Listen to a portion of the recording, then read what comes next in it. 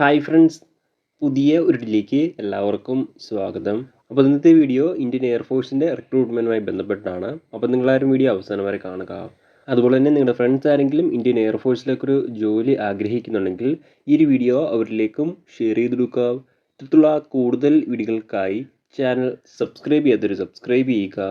Subscription എന്ന ബെല്ലൈക്കനിൽ all enable ചെയ്താൽ മാത്രമായിരിക്കും ഇത്തരത്തിലുള്ള കൂടുതൽ വീഡിയോസ് നിങ്ങളുടെ ഫോണിൽ നോട്ടിഫിക്കേഷനെ ലഭിക്കുകയുള്ളൂ. അതുപോലെ തന്നെ നമ്മുടെ ടെലിഗ്രാം വാട്സാപ്പ് ഗ്രൂപ്പിലേക്ക് ജോയിൻ ചെയ്യാൻ ആഗ്രഹിക്കുന്നുണ്ടെങ്കിൽ ജോയിൻ ചെയ്യുക. ലിങ്ക് താഴെ ഡിസ്ക്രിപ്ഷൻ ബോക്സിലുണ്ടായിരിക്കുന്നതാണ്. നമുക്ക് കാര്യത്തിലേക്ക് കടക്കാം. ഇന്ത്യൻ എയർഫോഴ്സിലേക്കുള്ള വിവിധ സ്റ്റേഷനിലേക്കും അതുപോലെ തന്നെ വിവിധ യൂണിറ്റിലേക്കുള്ള ഗ്രൂപ്പ് സി റിക്രൂട്ട്മെൻറ്റാണ് വന്നിരിക്കുന്നത്. ഇതിലേക്ക് മെയിൽസിനും അതുപോലെ തന്നെ ഫീമെയിൽസിനും ഒരുപോലെ അപേക്ഷിക്കാൻ സാധിക്കുന്നതാണ്.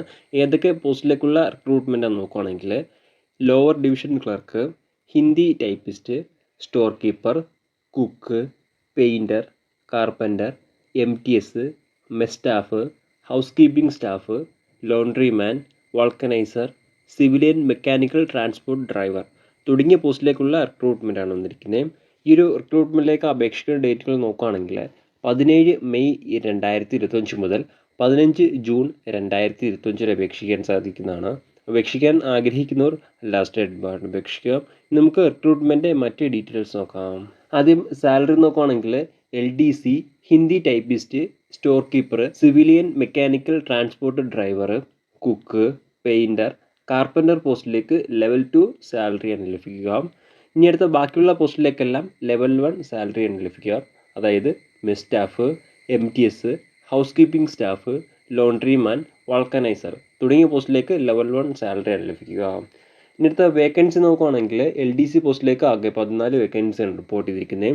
Hindi typist 2 vacancy, store keeper 16 vacancy, cook 12 vacancy, painter 3 vacancy, carpenter 3 vacancy, MTS 53 vacancy, mess staff 7 vacancy, housekeeping staff 31, laundry man 3 vacancy, vulcaniser 1 vacancy, civilian mechanical transport driver 8 vacancy.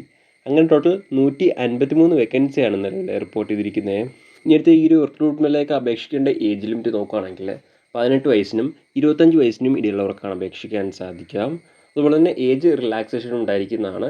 Age റിലാക്സേഷന് apply ചെയ്യുന്നതിന് മുമ്പായിട്ട് നിങ്ങൾ ആ ഒരു പോസ്റ്റിലേക്ക് നിങ്ങളുടെ കാസ്റ്റിൽ vacancy reservation ചെയ്തിട്ടുണ്ടെന്ന് ഉറപ്പുവരുത്തേണ്ടതാണ്. എന്നാൽ മാത്രമായിരിക്കും ഏജ് റിലാക്സേഷന് കാര്യങ്ങളൊക്കെ ലഭിക്കുകയുള്ളൂ.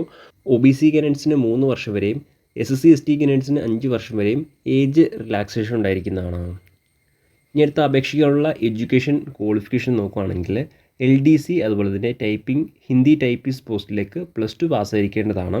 കൂടാതെ ടൈപ്പിംഗ് ടെസ്റ്റും ഉണ്ടായിരിക്കുന്നതാണ്. ഇംഗ്ലീഷിലാണെങ്കിൽ 35 വേർഡ്സ് പെർ മിനിറ്റിൽ ടൈപ്പ് ചെയ്യാനുള്ള സ്പീഡ് ഉണ്ടായിരിക്കേണ്ടതാണ്. ഹിന്ദിയിലാണെങ്കിൽ 30 വേർഡ്സ് പെർ മിനിറ്റിൽ ടൈപ്പ് ചെയ്യാനുള്ള സ്പീഡ് ഉണ്ടായിരിക്കേണ്ടതാണ്. എന്നാൽ മാത്രമായിരിക്കും അപേക്ഷിക്കാൻ സാധിക്കുകയുള്ളൂ. ഇനി അടുത്ത ഹൗസ് കീപ്പിംഗ് സ്റ്റാഫ് പോസ്റ്റിലേക്ക് നോക്കുകയാണെങ്കിൽ 10ാം ക്ലാസ് പാസ്സായിട്ടുള്ളവർക്ക് അപേക്ഷിക്കാൻ സാധിക്കുന്നതാണ്. മറ്റൊരു ക്വാളിഫിക്കേഷനോ കാര്യങ്ങളൊന്നും നിർബന്ധമായിട്ട് പറയുന്നില്ല.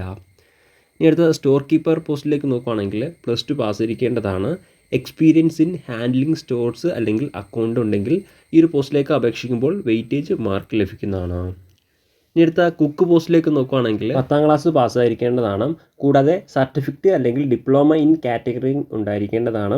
കൂടാതെ 1 ഇയർ എക്സ്പീരിയൻസും ഈ ഒരു ഫീൽഡിൽ ഉണ്ടായിരിക്കേണ്ടതാണ്. എന്നാൽ മാത്രമായിരിക്കും അപേക്ഷിക്കാൻ സാധിക്കുകയുള്ളൂ.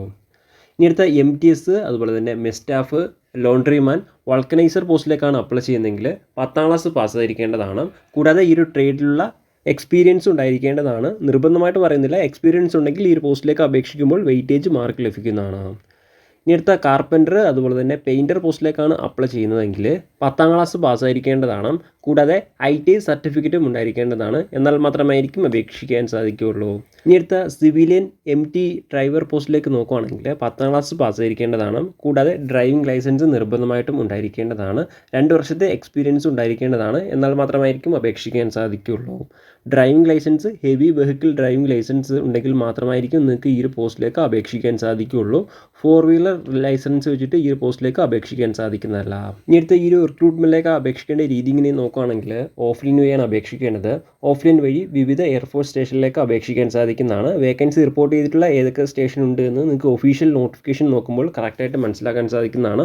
ഒഫീഷ്യൽ നോട്ടിഫിക്കേഷനിൽ തന്നെ ആ ഒരു സ്റ്റേഷൻ്റെ അല്ലെങ്കിൽ യൂണിറ്റിൻ്റെ പോസ്റ്റൽ അഡ്രസ്സും നൽകിയിട്ടുണ്ട്. ആ ഒരു അഡ്രസ്സിലേക്കാണ് നിങ്ങൾ അപേക്ഷിക്കേണ്ടത്. അപേക്ഷിക്കാനുള്ള അവസാന തീയതി 15 ജൂൺ 2025 അപ്പോൾ അപേക്ഷിക്കാൻ ആഗ്രഹിക്കുന്നവർ ലാസ്റ്റ് ഡേറ്റ് പറഞ്ഞ് അപേക്ഷിക്കുക.